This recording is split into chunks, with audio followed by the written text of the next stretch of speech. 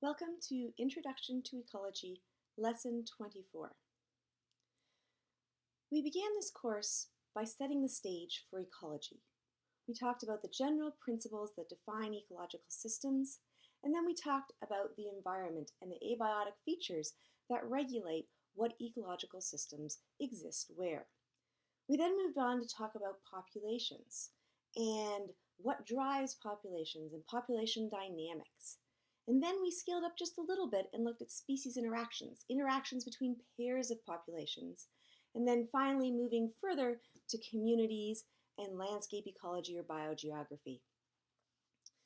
Then we sort of took a shift and started talking about how ecological systems are at risk and how they're at risk as a direct result of our action. So in today's lecture, we're going to continue in that line and really talk about how we have destroyed ecological systems, how we're continuing to destroy ecological systems, and then with a little bit of optimism mixed in, what we can do to help. So that leads us to the study of conservation biology. Conservation biology is the scientific study of the amount of biodiversity, how we're impacting that biodiversity, and what the best ways are to maintain and prevent biodiversity loss. And so we've talked about this a little bit before, but I want to reiterate and remind you, biodiversity is not just species diversity. It includes all different kinds of biological diversity, and that might be genetic diversity. There's that population of beetles that we've seen before. It may all be one species, but we've got different genes in that population, and that's one form of biodiversity. Biodiversity does include species diversity, and it also includes other types of larger scale diversities, like the diversity of different types of communities across a landscape. So again, it's not just species diversity, it's genes, individuals, populations, species, and communities, all the way up. And we want to conserve all of that. We don't just want to conserve one individual species. Why do we care? Well, hopefully if you're in this course, you care a little bit about just preserving ecological systems for their intrinsic beauty and their benefits and their sort of innate, we can't get it backness, right? Once we destroy it, we can't get it back. But even if you don't care, even if you don't care about animals, you don't care about plants, you don't care about nature, you still should care about preserving ecological systems because of ecosystem services. So these are valuable services that are provided to humans just by the natural functioning of biological communities. Some common examples of ecosystem services are things like water purification. When water runs through different watersheds and through the soil and through all of the sort of organic material, it basically acts as a natural filter, and it filters out some of the garbage that we put into that water. Ecosystem services are also important for generation and maintenance of soils. That can be important for agriculture even. Speaking of agriculture, we have pollination of crops. Yes, we have honeybees that we cart around the country and we move to this field or that field of blueberries. But the fact is a large number of our crops are actually pollinated by natural native pollinators that we don't really control. So as soon as we start to lose those, we start to lose crop yield. Climate regulation is another biggie. And again, we talked a lot about climate change, and we talked a little bit about how some of the plants can actually compensate a bit. They can take in some of that excess carbon dioxide up to a point, not to the point we're pushing it, but at least up to a point. And then a big one for you folks from South Carolina, flood control and erosion control. So the top picture there is a picture of a natural barrier island with the native maritime forest intact. And the bottom picture is a picture of Isle of Palms. And you can see they've removed the native maritime forest. And what's happening to the beach? No big surprise, we're having extensive erosion. And so they've got those big sandbags trying to protect the houses. Well, let me tell you what's even better than a sandbag for protecting against erosion, and that's a natural native maritime forest. Sandbags are not very good at protecting against erosion, turns out. Unfortunately, even though we are maybe turning the tide, we're getting interested in conservation biology, we are seeing rapid declines in species diversity across the globe. And then this has been particularly true in the first half of the 20th century. And so a little bit before your time, but your grandparents' time or your great-grandparents' time. We had massive, massive species diversity loss. And again, that's continuing, possibly accelerating. But it began back many years ago, about 2 generations back. All right, so one classic example, I believe your book talks about it, you've probably heard about it, is the passenger pigeon. So in the 1850s, this was the most abundant bird in America, and the flocks were in the sizes of millions to billions. People talked about how they couldn't see the sun and how they couldn't hear because of the deafening sounds of these massive flocks of passenger pigeons flying across the country. Now, 40 years, that's, much less than a human lifespan. Those billion size flocks had been decreased to flocks in the sizes of dozens, mostly due to hunting. There was some arguments that they were taking crops and that sort of thing, and so they were hunted extensively. Then by 1914, the last passenger pigeon, who was named Martha, actually died. A little bit closer to home, for those of you who are from the Carolinas at least, another bird example was the Carolina parakeet. So this was actually America's only native parrot. And we believe, we're not sure, but we believe most of the sort of problems with this bird were deforestation, loss of the habitat it acquired, and also hunting. It had very beautiful colored feathers, and so for hats, it was hunted extensively.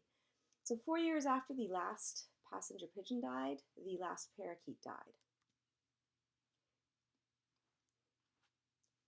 In an ironic twist, the passenger pigeon and the last Carolina parakeet actually died at the same zoo in the same cage. Ironic, very sad. All right, so what can we do to protect species? Well, we've actually tried. We've tried to form some foundations and societies focused on ecological conservation, focused on species conservation, and focused on biodiversity conservation. The first and probably biggest was the Ecological Society of America, and up until 1945, it lobbied for national parks and sort of prevention of land management change, or at least sort of managing land in order to preserve biodiversity. In 1948, it actually separated and became sort of a pure science, and it stopped really focusing on advocacy so that it could sort of separate pure science from advocacy so that you had that sort of independent, objective viewpoint. And so the Ecological Society still exists. Most ecologists are members and go to conferences. What broke off from the ESA to focus on advocacy and preservation was the Nature Conservancy, and that is probably one of the best foundations or societies for biodiversity conservation. If you want to give money this Christmas or this Thanksgiving and you want to give it to a group that actually is going to put that money to good use, I strongly suggest the Nature Conservancy. It's probably the most trustable and really the most science-based of the conservation societies. You also have the Society for Conservation Biologists. This formed in 1985, and they're a little different. They're not as focused on advocacy and just sort of management in order to preserve biodiversity. They're actually focused on science of conservation specifically. ESA now focuses on all aspects of ecological science, whereas the Society for Conservation Biology is very focused on just conservation science. What do we do to conserve biodiversity? All right, so unfortunately, when we talk about conserving biodiversity or any kind of thing like that, there is a cost. If it was free, if it didn't cost anybody anything, we wouldn't be having arguments or we wouldn't be questioning whether we should be conserving this or that. So that brings us to the question of how do we put a dollar sign on a species, on a population, on a particular gene that's in a population, on a community in a particular area. Again, the minute that you start asking, should we conserve this and how much are we willing to pay to conserve it, we need to have valuation. And that is an estimate of something's worth by a professional appraiser. So how do you put a value on these somewhat intangible things like an organism or an ecosystem? Well, really, we have to be objective. That's the only way to sort of win the battle. And that means you have to collect and interpret data and do so in a very unbiased way. And so there's really two common methods. The first is the cost of replacement, and the second is a survey. So with the cost of replacement, you look at the ecosystem services provided by a particular area or region or whatever you're going to conserve, species population, and then you ask, well, if I were to replace this with something man-made, something artificial, how much would it cost? And so if you're looking at sort of ecosystem services like water purification, you could look at, there we have a Greenville watershed that is actually really important. There's a little sign if you drive along the watershed, through that watershed, that says no stopping, it's a watershed, it's really important for water purification. We can look at tearing down that forest and what it would cost to put in a water purification plant that would essentially do the same thing, much less pretty, but it would do the same thing. And that tells you how much that forest is worth. The other thing is a survey. And with a survey, you go around and you ask people what they're willing to give up to save something, to save a pocket of forest, to save a species population. So we're going to try that in class. If you weren't in class, then we didn't get your vote. But in class, we're going to have people vote on how much they would be willing to spend to save the Carolina parakeet, supposing there were 10 birds left and we thought we could do it. All right. So all this brings us to species loss. We know that we are rapidly losing species. We've been doing this again since your grandparents or your great-grandparents' generation. We've been seeing rapid species decline over the last century or so. How do we know how rapid species are being lost? Well, there's several ways to estimate that. One, we can actually look at the fossil record. So species go extinct naturally. We can't prevent all species loss. That's just a natural process over evolutionary timescales. If they didn't, we'd just have more and more and more species in the world. But what happens is a species will evolve, it'll be there for a while, and then it will go extinct. And that's just how things happen. So when we're looking at how badly humans are affecting species loss, we need to consider that background. Every species loss is not a result of humans.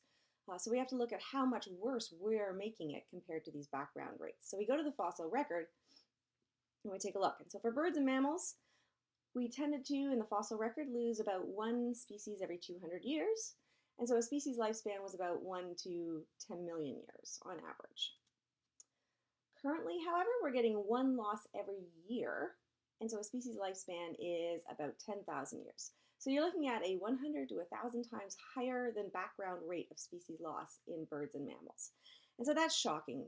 That is not just sort of, well, it might just be background extinction that we're monitoring here. We are clearly having an effect. The rate of species loss in the fossil record, at least for birds and mammals, is hugely lower than what's going on right now. Now, using this particular method to estimate species loss, we do have to assume that current estimates of species loss are accurate. Whether that's true or not is a question. Another way that we can sort of estimate species loss or estimate how fast we're losing species is using species area relationships. So these tell us the sort of number of new species, and in particular the number of endemics, as a function of the area that you have. So if you look at sort of 1 kilometer squared, how many species do you have? If you look at 2 kilometers squared, how many species do you have? How do these species go up as you add area?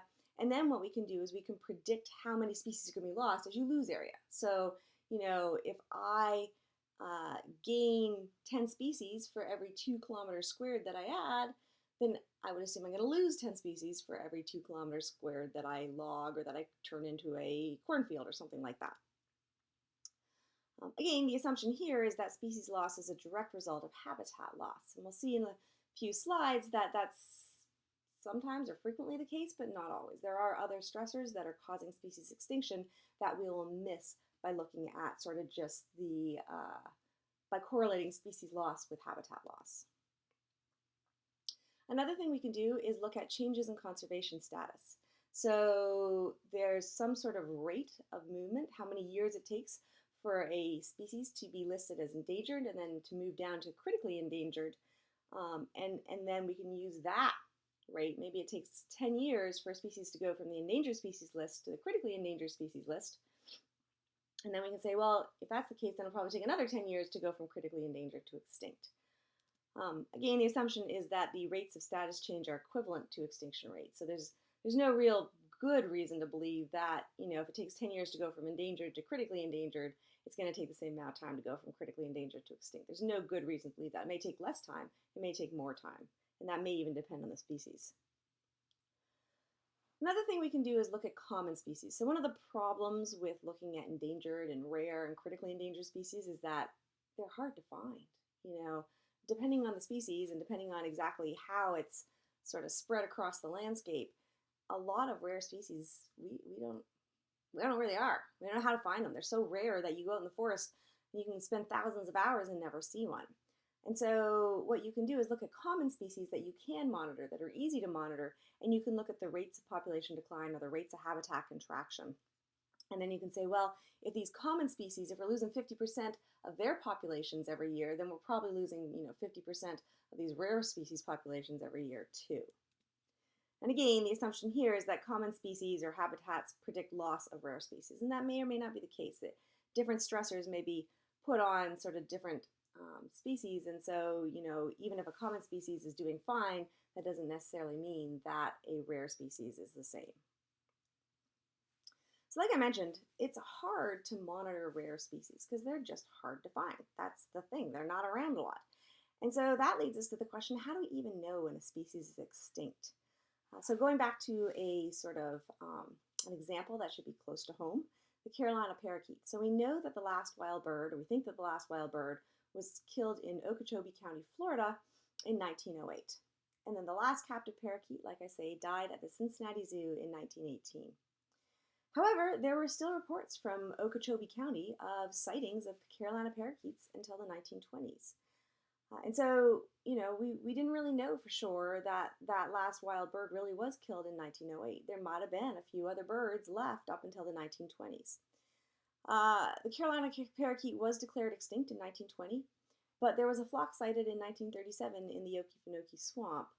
It was probably not Carolina parakeets, it was probably just feral parakeets, but no one's 100% sure. And then again, close to home, a flock was sighted in 1938 in the Santee River Basin in South Carolina. So that is not very far from us. And unlike the sighting in Georgia, this was actually reliable ornithologists. There was some question about what they saw, their motives, but unfortunately, even if what they saw were Carolina parakeets, that area was destroyed for a power line.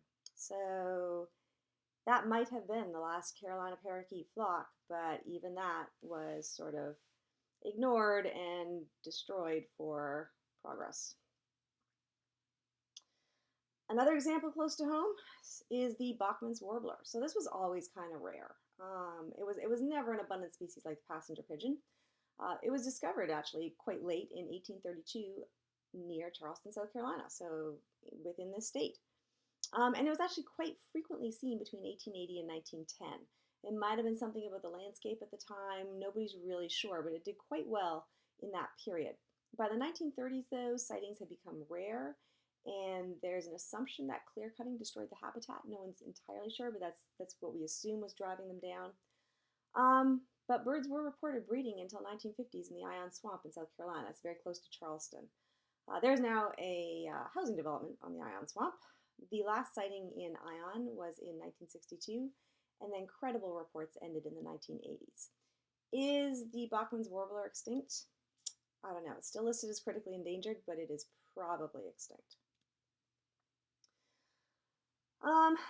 So humans have been having effects, really, really rapid effects, like I say, in the last century or so.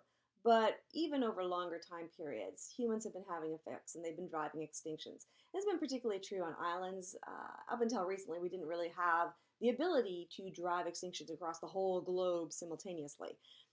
But a good example is bird species on Pacific Islands, and you can actually look at how the bird species declined over a couple thousand years as people colonized the Pacific Islands. So sort of we know when the people arrive on the island, we know when the birds went extinct, and it's basically you can track people arriving on the island and these birds going extinct, largely because of overhunting. All right, so sometimes we think of extinction as, well, we just hunted that last parakeet to death, or we built the habitat over the last parakeet. But actually, it's a process. And, we have healthy populations and then we get to more and more imperiled populations. And we end up in sort of a danger zone where you have sort of feedbacks and problems that become issues when you have these small populations that can actually push the species into extinction, even if you try and conserve it. Even if you're like, oh my goodness, that population's got really small, let's try and fix it now. Sometimes it's too late. And so this leads us to what we call the extinction vortex. This is a cyclic chain of events in which a small population becomes so small that these other problems start coming in. So things like genetic, demographic, environmental stochasticity start to push that population. Remember, stochasticity in general really only matters to small populations. But once you drive that population small enough, either because of habitat loss or hunting or whatever, once you do that, then stochasticity becomes important, and that can actually drive the animals to extinction in what we call this extinction vortex. They kind of get far enough that now they're going down the drain, and you can't really stop them. They're swirling right down because of these other effects. So here we have the ivory-billed woodpecker, another southeast example of something that is almost certainly extinct, but people continue to report. And probably what happened is we logged the bottomland swamps, and so they lost their habitat, and that led to a decline. So now we have this compromised population. It used to be healthy, used to be big, robust, we didn't worry about it. Now, because of habitat loss, we've got a compromised population. And so anything like a storm wipes out a few birds, that's environmental stochasticity. We got sort of just this bird takes out one, this predator, and now we've only got one bird left, can't breed, that's the end. So again, these things that wouldn't matter, like small amounts of predation or some random storm in a large, healthy population, they matter in these compromised small populations, and that's what leads to that extinction vortex. Another thing we find is extinction cascades. So this is where you get a pile of secondary extinctions triggered by the loss of a key species in an ecosystem. So, for example, if you lose a key prey species, then certain predators may not be able to exist, especially if there are specialist predators on that prey. Same kind of deal with pollinators. If you lose a particular flowering species, then if there were any pollinators that only use that species or mainly use that species, those pollinators may also be driven extinct. Extinction ultimately leads to what we call taxonomic homogenization. So this is an increase in similarity of species composition across a set of communities. And the reason that extinction or sort of this loss of species biodiversity leads to taxonomic homogenization is that you have winners and you have losers. And so your winners tend to be generalists. They kind of are good at living everywhere. And also invasives. Invasives tend to be generalists, right? They're good at living everywhere, or they're at least good at living in the habitats that humans tend to make for them. The losers tend to be your specialists, things that need a very unique niche that you only find here or there. And so if I think about something like a dandelion, that's an invasive, it's a generalist, can grow in your backyard, can grow a lot of different places.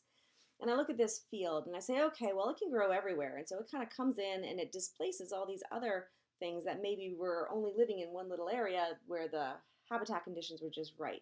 Now look at what's happened.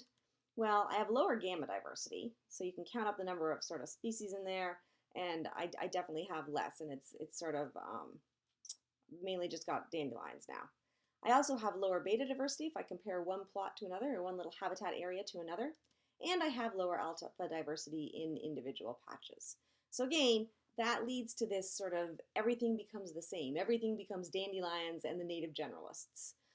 Rather than the sort of unique things that lived in different areas because they were adapted to those different areas. We're seeing extinction everywhere. We're seeing extinction, across the globe, but islands are particularly vulnerable to both extinctions and invasions. And so when we think especially about some of the early species losses, but even ongoing species losses, a lot of them are occurring on islands. Couple of reasons. First, we have a high rate of endemism on islands. So things have evolved on the island and been isolated from other populations for long enough that they're sort of very unique. They've also been isolated from competitors and predators, so they're not used to having to deal with things sort of competing or eating them. And as a result, when we introduce competitors or predators, they just don't know what to do. They're also kind of unprepared for more cosmopolitan species. They're very unique and tailored to the island. And, they're the only things on there, but they're not used to dealing with these generalists that are good at living everywhere. Classic example is the dodo bird. That's one that we hunted to extinction. It was not ready for the predator that is humans. It was flightless. It was unafraid of humans. It would walk right up because it had not sort of grown up in an island where anything ate it. More recently, also on islands, we've had the brown tree snakes on Guam, for example, and they have been eating birds that are not used to having snakes able to eat them. And so we have a lot of birds that their nests are predated heavily by these brown tree snakes, and it's driving them extinct. So the main threat to biodiversity is humans. But we're doing this in a lot of different ways. We're putting pressure on ecological systems in a lot of different ways, and that's sort of threatening biodiversity and threatening species diversity in different ways. So surprisingly, and this is a little bit surprising to me, the biggest threat to biodiversity, or the largest number of species that are imperiled as a result of what we're doing, is imperiled because of land use change. So there's 3,218 species that are actually at risk because of land use change. The next biggest, and this is another shock to me, is pollution. Then there's a pile of unknown threats that includes disease. That threatens about 153 species. Climate change only currently threatens about 117, but that's expected to change in the future. Overharvesting threatens about 43, and alien species threatens about 29. So again, loss of habitat due to land use change is the most important threat to biodiversity by a landslide. It's tenfold more important than the next biggest threat, which actually shocked me. Here we can kind of see this in a different way. The different colors show how important that effect has been over the past 100 or so years. The arrows show what the current trend is, whether it's a rapidly increasing effect, whether it's sort of holding steady but still there, whether it's a slowly increasing effect, or whether it's a decreasing effect. And so what you'll notice, again, reiterating what we saw in the last slide, is that habitat change is lit up like a Christmas tree. So everything, almost all habitats are high or very high. The only other things that are sort of high or very high are overexploitation in subtropical systems, and then pollution in temperate grasslands, and maybe invasive species in Mediterranean climates. But again, that habitat change is important across the board. The only place where habitat change has not historically been a problem is in boreal forests and deserts, and even in boreal forests we're seeing an increasing effect. So really, deserts, and let's face it, what can we do in deserts? We would be using the deserts if we could figure out how to do it effectively and cost effectively. Important thing to notice also, there are very few decreasing threats. So we see that, I can see about one decreasing threat there, and that is the effect of habitat change in temperate forests. Now you might be surprised about climate change. We had a whole talk on climate change last class or the class before, and you'll see that historically that hasn't been a big threat to terrestrial biomes. It hasn't, but look at those arrows. Every single biome is rapidly feeling the effects of climate change. Every single one of those terrestrial biomes is impacted, or is going to be impacted, is projected to be impacted. Same with pollution. Those are all rapidly increasing. If we look at aquatic and mountain biomes, a little bit different from the main terrestrial biomes that we looked at in the last slide, we see that there's been even worse stuff going on. So again, habitat change is huge. We see lots of reds, lots of oranges. Again, climate change, we see lots of arrows. All the arrows are pointing up. Same with pollution. Even if they haven't historically been the worst, although in polar areas they've caused some problems already, they're projected to have huge impacts. And in fact, pollution has been a problem in inland and coastal waters. We kind of know that. Again, a lot more threats. Invasive species have been a problem in a lot of the inland water and coastal waters. We've also had problems with overexploitation in coastal marine and island habitats. That shouldn't be a surprise. We've talked a little bit about harvesting, overharvesting, and cod in Canada. So we know fisheries have been facing stresses for a long time. We haven't really been overharvesting our terrestrial animals quite as much as we have our fish.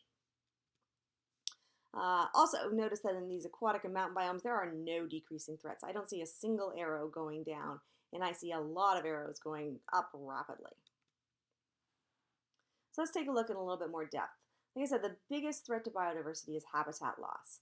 Habitat loss and degradation are really the main things that if I had to pick one factor that I would choose for humans to stop doing to save the planet and to save biodiversity, it would be habitat loss. So we've actually modified 60% of the Earth's surface, and currently we appropriate 25% of Earth's primary productivity, which is huge. That's a quarter of Earth's primary productivity going to one species. We have destroyed 92% of Brazil's Atlantic forests. Like I say, we can blame people in other countries, but we have destroyed 90% of American prairies. Remember that those temperate grasslands are some of the most imperiled biomes on Earth. And then a little closer to home, maybe we don't live in grasslands in South Carolina, but we do live in the bottomland swamps. Not in this area, but you go just a little bit south and you hit the bottomland swamps of South Carolina down towards Columbia. Where you have the Congaree, that's a bottomland swamp. We've actually destroyed 50 to 75% of the bottomland swamps in the country. So there's different ways that we can sort of cause habitat loss. One is just straight outright conversion of habitat to another use. Typically that's either urban, like housing developments, or agriculture. Another thing we can do is habitat fragmentation. This is where we break up once continuous habitat into a series of patches that are sort of separated by human-dominated landscapes. And so here you can see sort of the agricultural use, and yeah, we've got some little patches of forest, but they are no longer contiguous. They're all sort of disjointed, and that becomes a problem, especially for species that aren't willing to cross over the areas in between. The other thing we can do is we can kind of leave the habitat there, but we can change it. We can reduce the quality of the habitat for species. And so there you see two different forests, the top and the bottom. The top is how it normally behaves. If you don't touch it, you got some old trees, you got some intermediate age trees, you got some little trees, and it's quite densely packed. And then if we start, logging that stand, then we're going to remove some of the bigger trees. We're going to space out the trees. So yeah, the forest is still there, but it's sort of a shadow of its former self. So that's habitat degradation. The next threat, or another threat, is invasives. About 20% of endangered vertebrates are actually at risk because of invasives that we've introduced. Things like the brown tree snake in Guam that's destroying many species of birds. Again, invasives are particularly problematic on islands because island species are not used to having to deal with predators or competitors to the same extent. And so the main effect of invasives is that they'll outcompete the native species, they will eat the native species, or they'll actually alter the physical environment. And so an invasive species is any non-native introduced species that can sustain a growing population and has a large effect on communities. Good local example is the wild boar. So these are actually in forests. I've heard rumors that you can even see them close to town. They're definitely up in the southern Appalachians doing lots of damage. They're also on the coast. And so what do? They do all three. They will eat turtle nests, so that's predation. They will damage habitat, so they'll sort of muck up the habitat for certain insects. A good example is dragonflies, where the way they muck up the habitat reduces breeding area for these dragonflies. And then they'll actually compete for water access with things like frogs and toads. So again, they're doing all three to different species. They're putting pressure in different ways on different species. So these are terrible. I talked to some rangers. They will typically shoot about 800 wild boar in Great Smokies Mountains National Park, and that doesn't even do a dent in the population. So yeah, they're a problem, and they're fast breeding, and they do a lot of damage. Typically, invasives are aided by habitat loss and degradation. It's not uniformly true. Obviously, the wild boar are doing just fine in native, intact forest, but a lot of invasive species do best in disturbed habitats, things like a baseball diamond or the local park. Things like an edge habitat. So there we got fire ants doing just fine on a baseball diamond. You rarely find fire ants deep in the woods. Deep in the sort of mountains in Tennessee, you're not going to find fire ants. In the city in Knoxville, you are. Kudzu, again, you're not going to find kudzu deep in the forest. Where are you going to find kudzu? Right on the edge along the road. Sometimes eating trucks or houses. One of the big problems with invasive species is they can actually have a profound effect, not just on other species, but on whole ecosystem properties, things like the nutrient cycles we talked about in the last class. So kudzu fixes 18 times more nitrogen per acre than native plants. So that's having a huge impact on the nitrogen cycle in areas where kudzu is growing extensively. Congan grass is another invasive, is actually highly flammable. And so it's much more flammable than the other plants that would typically grow in that area before the Congan grass was introduced. And so that actually creates a bigger forest fire risk. So again, altering these cycles like nutrient cycles or even forest fire cycles, altering the frequency and intensity of burns of forest fires. And that's all just invasive species. Another threat to biodiversity is overexploitation. This is the harvesting of wild organisms at a rate that exceeds their replacement. So there's our favorite picture with harvesting models, and we see there's our harvest line. And if we have a population size below about 19, you'll notice that we are overexploiting that resource. We are overharvesting or overexploiting because the population growth is less than what we're harvesting, right? We're putting back less than we're harvesting. Some examples, we are taking about 13 million mammals each year out of the Brazilian Amazon, and about 1 million tons of forest animals are taken for food in Western and Central Africa. So that's huge amounts of overexploitation. We can always, again, blame other countries, say they're doing terrible things, but we are doing terrible things ourselves as well. So we import about 1.5 billion animals into the U.S., or at least we did from 2000 to 2006.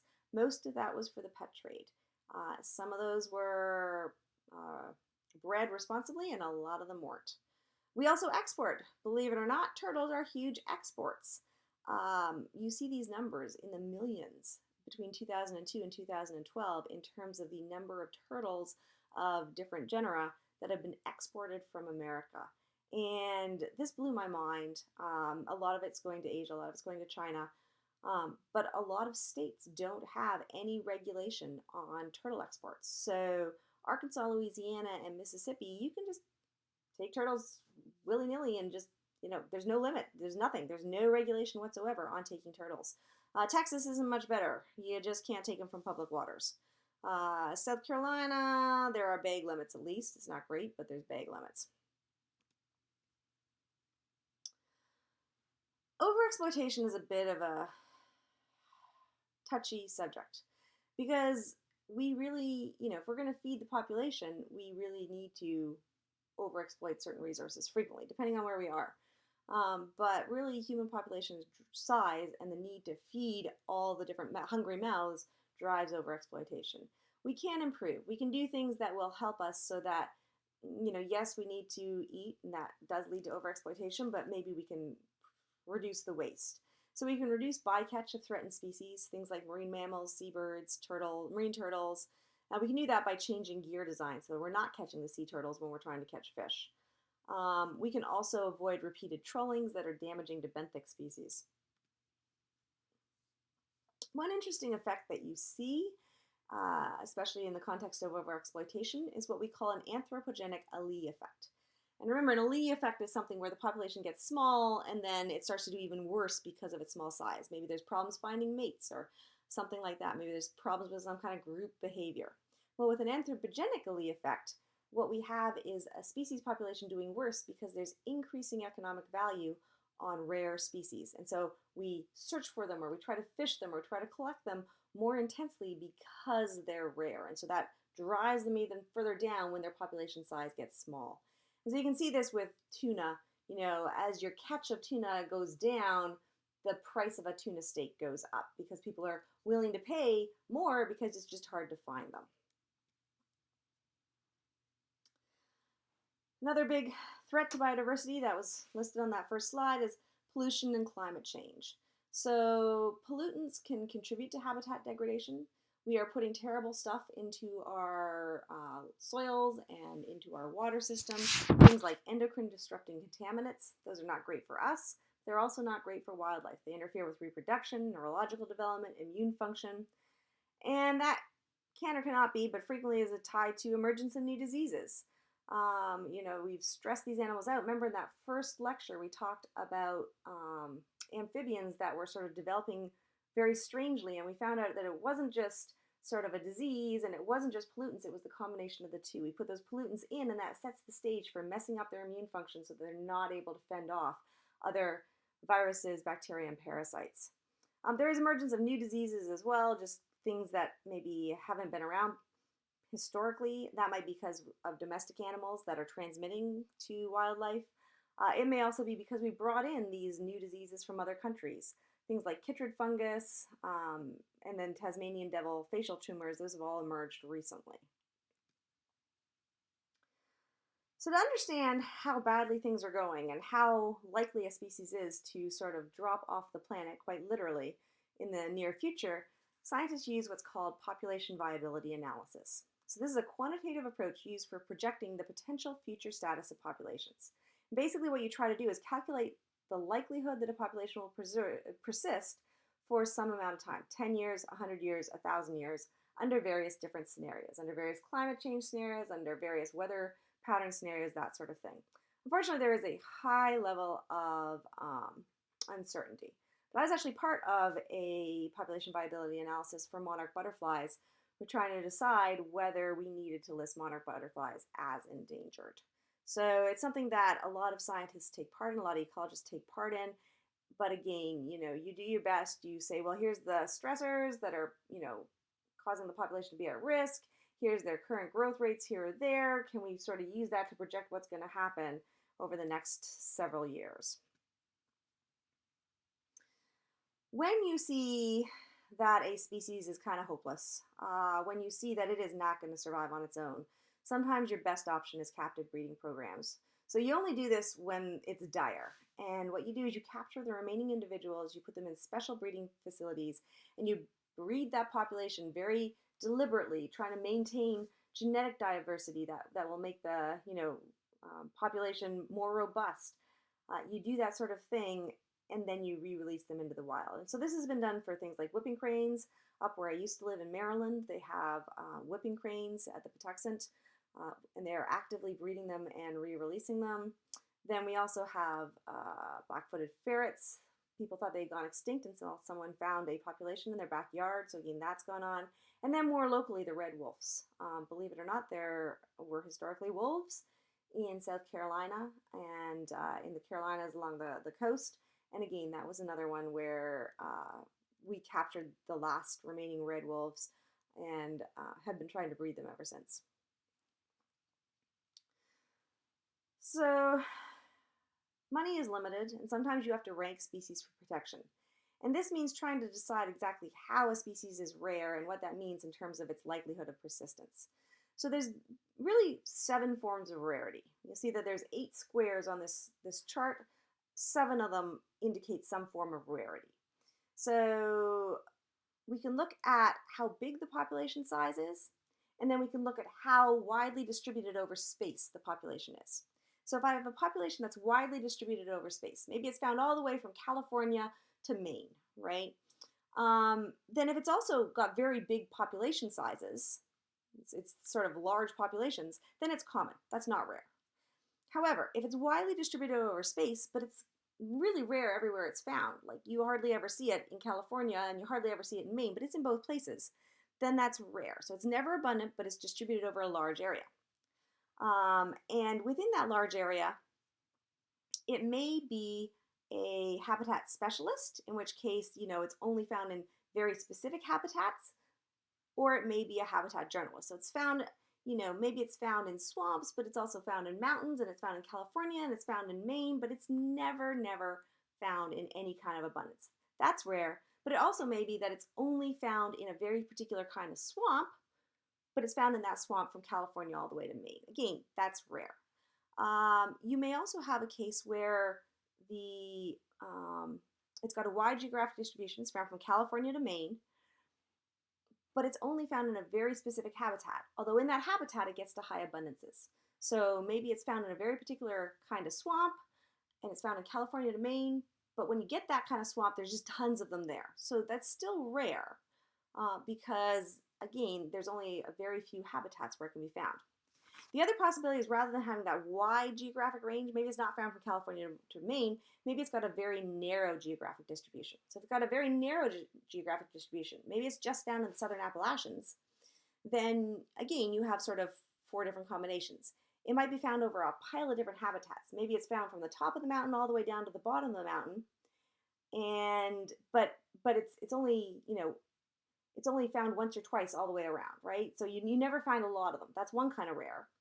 Or maybe you find it from the top of the mountain to the bottom of the mountain, but it's only and it can be really really abundant, but it's only found in that very very narrow geographic distribution. Maybe it's only found in one watershed in the southern Appalachians, but it's found across all the different habitats in that watershed, and it's quite abundant there, but it just doesn't get out of that watershed. Again, that's still rare, but it's sort of a different kind of rare. Then we can also have the narrowly distributed geographic distributions that are also habitat specialists. So maybe it's only found in the spruce fir forests on the tops of the southern Appalachians, and then it could be really abundant in those spruce fir forests. That's still rare because it's got this narrow geographic distribution and this very strong habitat specificity. It could also be that it's found only in the spruce fir forests, only in the southern Appalachians, and even in those, it's hardly ever encountered. So that's another form of rare. So again, there's 7 different ways we can be rare, depending on the combination of whether the population sizes get bigger or whether they don't, on whether the geographic distribution sort of across the whole planet is broad or very restricted, and then based on whether the habitat they're living in is sort of very specific, or they can live in all sorts of different habitats.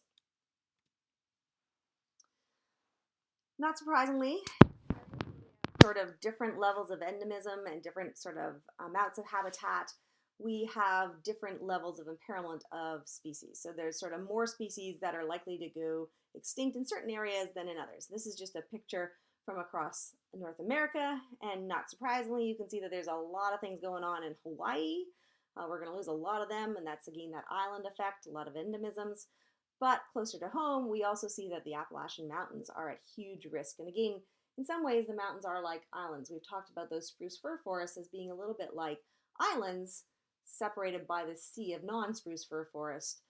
But again, very close in our own backyards, we have this area where a lot of different species are threatened. Ultimately, we want to protect all biodiversity, and we want to protect all species. We want to protect sort of genetic diversity, community diversity, species diversity, population diversity, genetic diversity. We want to protect all of it. But we sort of have to try to do so in ways that we can, right? Money is limited. And so sometimes what we do is we use these different types of species to protect in ways that we couldn't otherwise. So one type of species that we choose to protect is what we call a surrogate species. So this is a species whose conservation will serve to protect many other species. So again, if I have a species living in an area that has a lot of endemics, and I'm like, well, I want to preserve this species. Doing so may require habitat conservation in that area that then protects a whole pile of other species that are also endemic to that area. So that's a surrogate species. A flagship species is a surrogate species that garners public support by being charismatic. So if I tell you I want to conserve this little tiny thrip, and maybe it's endemic to a particular type of forest, and maybe that forest has a pile of other thrips and other insects that are endemic, and so preserving that thrip will save a whole pile of different species that nobody cares about. That's not as effective as saying I want to save the gorilla. So if I save the gorilla by preventing habitat loss in the areas where the gorilla lives, I'm probably preserving a lot of different insects that most people have never heard of. And so, but what I can do is I can garner public support. I can make people get behind saving the gorilla because everybody loves gorillas. At least most people love gorillas. And so that's a flagship species where you're sort of using that public support, that charisma of the animal. Everybody loves gorillas. Everybody loves polar bears, to try to save not only the gorillas and polar bears, but everything else that sort of is in that same area, that your conservation actions for saving the gorillas and polar bears will also have these broader effects on the rest of the communities. Finally, we have what we call umbrella species. So these are surrogate species whose protection of their habitat will serve as an umbrella to protect many other species with similar habitat requirements. So again, these are all kind of related. Surrogate species is the most broad category. Flagship species is one with a lot of charisma. Umbrella species is one where it kind of acts as an umbrella, and protecting it sort of protects everything that's under it, everything that's in the same area. All right, so that's our lecture on conservation biology. I hope you've enjoyed it. I hope it's given you some food for thought. And if you have any questions, I'd encourage you to email me.